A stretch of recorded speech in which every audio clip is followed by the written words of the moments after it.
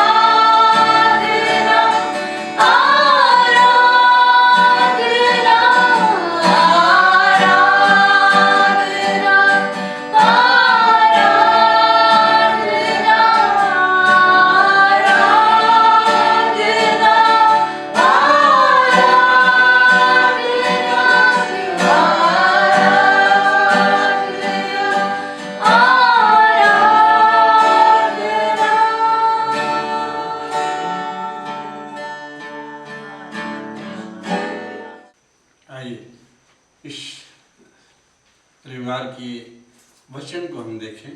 परमेश्वर हमारे मध्य में है। पिछले सप्ताह हम लोग देख रहे थे कि यीशु मसीह पहाड़ी उपदेश में कह रहे हैं, भीड़ को देखकर पहाड़ पर चढ़ गए हैं और जब बैठ गए तो उसके चेले उसके पास आए और अपना मुंह खोलकर उन्हें उपदेश देने लगा। पिछले सप्ताह देखे कि दृष्टांतों में लोगों से बात करता था, लेकिन अपने चेलों को परमेश्वर का प्रकाशन को, भेदों को खोल के बताता था। उसी में से हम लोग देखे थे मत्ती 5:3 में, धन्य हुए जो मन के दिन है क्योंकि स्वर्ग का राज उन्हीं का है। उसी सिलसिला को आगे बढ़ाते हुए हम लोग आज देखेंगे मत्ती 5 का 4 पद को पढ़ते हैं और उसके बाद इसमें कुछ बातों पर ध्यान करेंगे। धन्य है वे जो शोक करते हैं, क्योंकि वे शांति पाएंगे। धन्य वचन को हम लोग इन दिनों में देख रहे हैं कि परमेश्वर अपने चेलों को धन्य वचन दिया। धन्य वचन ये है कि धन्य है वो कह के कई बातों में कहा है। तो दूसरा धन्य वचन आज हम लोग देख रहे हैं। पहला धन्य वचन देखे थे, जो मन के दीन है क्योंकि स्वर्ग का राज उन्हीं का है। आज दूसरा धन्य वचन वो है जो शोक करते हैं क्योंकि वे शांति पाएंगे। शोक करने वाले शांति पाएंगे। संसार में कई चीज़ें हैं जो हमें शोकित करते हैं। प्रियजनों को खो जाना, मर जाना, प्रिय चीज़ खो जाना, ये सब शोकित करने वाली बातें हैं। कोई बीमार है तो शोकित हो गए। इस तरह कई चीज़ें हैं जो हमें शोकित करती है। इस शोक में के समय में जो यीशु मसीह शांति की बातें कहने के लिए जो यहाँ पर कह रहे हैं, हम लोग इससे संबंधित बढ़ेंगे। यशायाह नबी की पुस्तक 61 अध्याय और 2 और 3 पद। यशायाह नबी की पुस्तक हमारे साथ खोल लें और इसका 61 अध्याय 2 और 3 पद को हम लोग पढ़ते हैं। कि यहोवा के प्रसन्न रहने के वर्ष का और हमारे परमेश्वर के पलटा लेने के दिन का प्रचार करूं, कि सब विलाप करने वालों को शांति दूं और सियोन के विलाप करने वालों के सिर पर की राख दूर करके सुंदर पगड़ी बांध दूं, कि उनका विलाप दूर करके हर्ष का तेल लगाऊं और उनकी उदासी हटाकर यश का ओढ़ना ओढ़ाऊं, जिससे वे धन के बांझ वृक्ष और यहोवा के लगाए हुए कहलाएं और जिससे उसकी महिमा प्रकट हो। यहाँ पर देखते हैं यशायाह जो उद्धार का शुभ संदेश दे रहा है, उसमें इस बात को कहा है कि परमेश्वर की आत्मा उस पर है और वो आशीष देने के लिए, शांति देने के लिए परमेश्वर उसे अभिषेक किया है और खेदित मन को शांति दूं कहता है। 2 पद में कह रहा है कि यहोवा के प्रसन्न रहने का वर्ष का और हमारे परमेश्वर के पलटा लेने का दिन का प्रचार करूं, कि सब विलाप करने वालों को शांति दूं। विलाप करने वालों के लिए शांति का समाचार यहाँ पर दिया जा रहा है, शुभ संदेश दिया जा रहा है। क्योंकि जो शोकित हैं, जो विलाप करते हैं, परमेश्वर के वचन के अनुसार धन्य है। 3 पद कह रहा, सियोन के विलाप करने वालों के सिर पर की राख दूर करके सुंदर पगड़ी बांधूं। जब पुराने समय में जो विलाप करते थे लोग टाट ओढ़ के अपने सर पर राख लगाते थे और बैठ के विलाप करते रहते थे, पाप से विलाप करते थे और बहुत सी चीज़ों से विलाप करते थे। तो इसी के बारे में कहता है, सियोन के विलाप करने वालों के सिर पर की राख दूर करके सुंदर पगड़ी बांधूं। राख हटा के परमेश्वर उस पगड़ी, जो मुकुट है, जो हमारे शिरोमणि है, सिर के ऊपर में बांधने जा रहा है। उनको जो विलाप कर रहे हैं, जो शोकित है, जो रो रहे हैं, उन्हें शांति की जरूरत है। यीशु मसीह इसीलिए आए कि शांति दे। आगे कह रहे हैं कि उनका विलाप दूर करके हर्ष का तेल लगाऊं। हर्ष का तेल, आनंद का तेल लगाऊं। परमेश्वर का जब अभिषेक आता है मेरे प्रियो, पवित्र आत्मा का अभिषेक, तो वो हमारे अंदर से जो विलाप है उसको दूर कर देता है। हर्ष और आनंद का तेल का अभिषेक आता है। दुखी लोगों को, रोने वालों के लिए परमेश्वर इस बड़ी योजना को यहाँ पर दिखाया है। फिर कह रहा है, उसकी उदासी हटाकर यश का ओढ़ना उड़ाऊंगा। उदासी हटाकर, उदास रहते हैं, बहुत बार हमारे जीवन में उदासी है, उदास है, बहुत सी परिस्थितियाँ हमें उदास कर देती है। हम सफल नहीं हो रहे हैं तो उदास हैं, हम परीक्षाओं में असफल हो रहे हैं, नौकरी में असफल हो रहे हैं तो उदास जीवन व्यतीत कर रहे हैं। उनके लिए परमेश्वर स्पष्ट कहता है, यश का ओढ़ना उड़ाऊंगा उसको हटाकर। आज के समय में मेरे प्रियो ऐसी परिस्थिति है, बहुत से लोग इस उदासी का जीवन जी रहे हैं, घोर उदासी का। मेरे प्रियो, अगर यीशु के पास ये आनंद है, ये सामर्थ है कि हम और आप आएंगे, तो वो उदासी का ओढ़ना हटाकर हर्ष यश का ओढ़ना आएगा, जिससे वह धर्म के बांझ वृक्ष और यहोवा का लगाए हुए कहलाएंगे, और जिससे उसकी महिमा प्रकट होगी, परमेश्वर की महिमा प्रकट होगी। इन बातों को यहाँ पर दर्शाया गया है। उनके लिए धन्य है जो शोक करते हैं, क्योंकि वे शांति पाएंगे। शोकित मन वालों के लिए अगला वचन हम लोग देखते हैं, यूहन्ना 16 अध्याय का 20 पद शोक करने वालों के लिए कुछ अच्छी बातों को यहाँ पर कह रहा है। मैं तुमसे सच सच कहता हूँ कि तुम रोओगे और विलाप करोगे, परंतु संसार आनंद करेगा।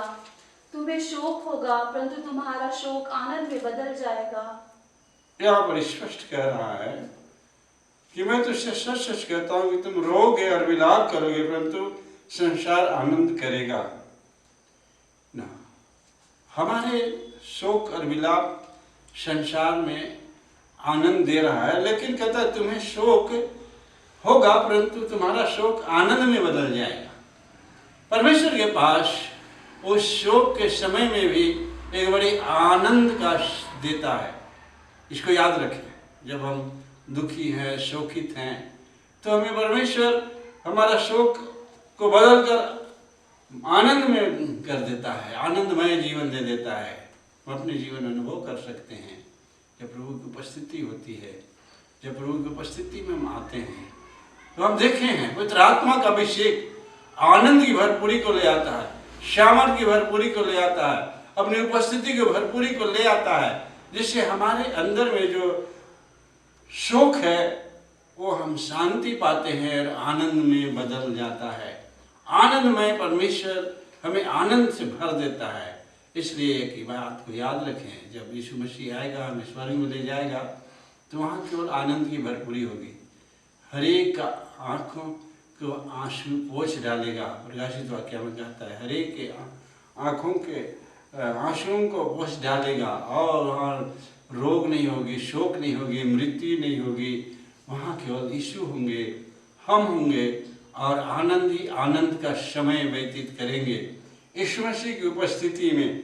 इसलिए कह रहा है, धन्य है वे जो शोक करते हैं, वे शांति पाएंगे। अगर आज संसार में शोकित हैं, यीशु के पास आइए, अपना जीवन यीशु को दीजिए, और निश्चय आप देखिएगा कि आपके जीवन में जो ये वचन कह रहा है, धन्य वचन, वो शांति आपके हृदय और मन में विराजमान हो जाएगा। ये शांति 1 सेकंड, 2 सेकंड, 1 घंटे, 2 घंटे के लिए नहीं, अनंत समय के लिए वह शांति हमारे मन में प्रवेश कर जाएगा। मेरे प्रियो, इस वचन को आगे बढ़ाते हुए प्रकाशित वाक्य 7 का 17 को हम लोग पढ़ते हैं। प्रकाशित वाक्य 7 अध्याय और उसका 17 पद को एक बार फिर हम लोग पढ़ते हैं। क्योंकि मेमना जो सिंहासन के बीच में है उनकी रखवाली करेगा, और उन्हें जीवन रूपी जल के सोतों के पास ले जाया करेगा, और परमेश्वर उनकी आंखों से सब आंसू पोंछ डालेगा। हाँ, यहाँ पर कहता है, क्योंकि परमेश्वर जो सिंहासन के बीच में है उनकी रखवाली करेगा। एक रखवाला हमारे जीवन में रखवाली करता है, और वो रखवाला और कोई नहीं है, यीशु मसीह है। यीशु मसीह हमारे जीवन का रखवाला, हमारे जीवन का उद्धारक है। इसलिए शोक के समय में वह शांति देते हैं मेरे प्रियो। और इसलिए जब हम यीशु मसीह के नाम से शोकित हैं, संसार में क्लेश हो रहा है, दुख हो रहा है, यीशु के नाम से दुख उठा रहे हैं, यीशु के नाम से सताए जा रहे हैं, तो धन्य हैं, क्योंकि हम शोक कर रहे हैं, शांति पाएंगे। आगे कर रहा है यहाँ पर, उसकी रखवाली मेमना कर रहा है, हमारी रखवाली यीशु मसीह कर रहे हैं। उन्हें जीवन रूपी जल के सोते के पास ले जाया करेगा। यीशु मसीह दूसरी आनंद कहाँ देगा? जीवन रूपी जल के सोते। जीवन रूपी जल का सोता क्या है? पवित्र आत्मा है जो हमारे पेट में से जीवन की जल की नदी बाहर निकलेगी। जब पवित्र आत्मा आएगा हमारे अंदर से अशांति शोक को दूर करेगा, शांति देगा और हमारे अंदर से वो जीवन रूपी जल को डाल देगा जहां हम जा रहे हैं। आज भी स्वर्ग से वो स्वतः जारी है मेरे प्रियो, कि जब वो हमारे जीवन में आता है वो शांति उन्नति देती है और कहता है और परमेश्वर उनकी आंखों के सब आंसुओं को पोंछ डालेगा। परमेश्वर हमारे आंख के सब आंसुओं को क्या करने जा रहे हैं? पोंछ डालने जा रहे हैं। हमारे अंदर में शोक नहीं होगा, रोग नहीं होगा, दुख नहीं होगा, क्योंकि सबको परमेश्वर आनंद रूपी तेल में भरने जा रहे हैं। तो यहाँ पर देख रहे हैं कि दूसरा धन्य वचन में कि धन्य है वे जो शोक करते हैं क्योंकि वे शांति पाएंगे। आज संसार में शांति की जरूरत है। इस बीमारी के वक्त में, महामारी के वक्त में लोग अशांत हैं। हमारे जीवन में क्या होगा, कैसे होगा, ये सोच रहे हैं। लेकिन एक ही उपाय है मेरे प्रियो, और ईश्वर का पुत्र यीशु मसीह ये शांति देने के लिए आए हैं संसार में। आज और हम और आप आज जो यीशु मसीह के जीवन को सौंपते, अपने जीवन को प्रभु में सौंपते हैं, निश्चय परमेश्वर हमें आशीषों में बदल देता है। जब हम अभी शोक है, संसार में तकलीफ है, संकट है, एक ही उपाय है, वो है यीशु मसीह। ईश्वर जो उपाय किए, परमेश्वर जगत से प्रेम रखा कि अपना इकलौता पुत्र दे दिया ताकि जो कोई इस पर विश्वास करे और नाश न हो परंतु अनंत जीवन पाए। अनंत जीवन में शांति को रखा है शोक करने वालों ने। आज संसार में शोक है, संकट है, मुसीबत है। इसी समय यीशु की जरूरत है, हमें शांति की जरूरत है। यीशु मसीह ही वो शांति दाता है, इसलिए इनका नाम रखा गया है शांति का राजकुमार।